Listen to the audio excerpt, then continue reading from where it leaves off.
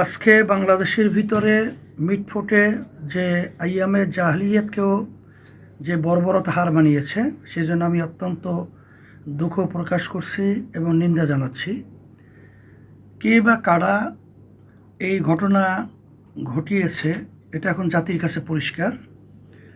আমরা পরিষ্কারভাবে বলবো যে 5ই আগস্টের পরে হাজার হাজার মায়ের কোল খালি হয়েছিল যে আশা, যে উদ্দেশ্য নিয়ে, সে দেশের মধ্যে 5ই আগস্টের পরে এই ধরনের অনাকাঙ্ক্ষিত ঘটনা আমরা আবার দেখব।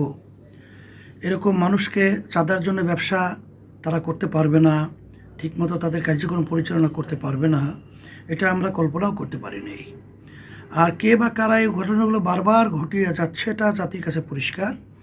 আমরা বারবার বলছি, যদি এ ব্যাপারে সরকার এবং আর্মি এবং যারা নাকি পুলিশ প্রশাসন সহ প্রশাসনের দায়িত্ব পালন করছেন, আপনাদের নতজানু এবং আপনাদের এই বিষয়গুলোকে কঠিনভাবে আপনারা প্রতিহত করার ব্যাপারে অনেকটাই কিন্তু আমরা দেখছি ব্যর্থতা আপনাদের থেকে প্রকাশ পেয়েছে।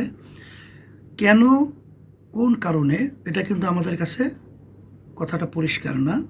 কারণ আপনাদের দুর্বলতা কোথায়? এখানে 5ই আগস্টের পরে বাংলাদেশের সিংহভাগ মানুষ এই সরকারকে সমর্থন দিয়ে তাদেরকে বসিয়েছে।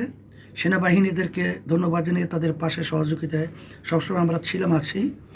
সমস্ত বাংলাদেশের জনগণ কিন্তু তাদের সাথে আছে। কিন্তু চাঁদাবাজদের দৌরাত্ম্য কেন এইভাবে তারা তাণ্ডবগুলো চালিয়ে একটা মানুষকে এরকম নির্মমভাবে পাথর দিয়ে বর্বর যুগের মতো তাদেরকে হত্যা করবে? আর এটা আমাদের বাংলাদেশে এই অবস্থা দেখতে হবে, এটা কখনোই মেনে নেওয়া যায় না। আমরা বলবো এর তদন্ত করে সুষ্ঠু বিচারের আওতায় নিয়ে আসিয়া, সাথে সাথে যেই দলের ব্যাপারটা বারবার নাম আসতেছে, সেই দলের বিশেষ করে যারা কেন্দ্রীয় দায়িত্ব পালন করছেন, আমরা তাদেরকে বলবো যে আপনারা আপনাদের তৃণমূল পর্যায়ে আপনাদের নেতা কর্মীদেরকে নিয়ন্ত্রণ করতে আপনারা ব্যর্থ হয়েছেন।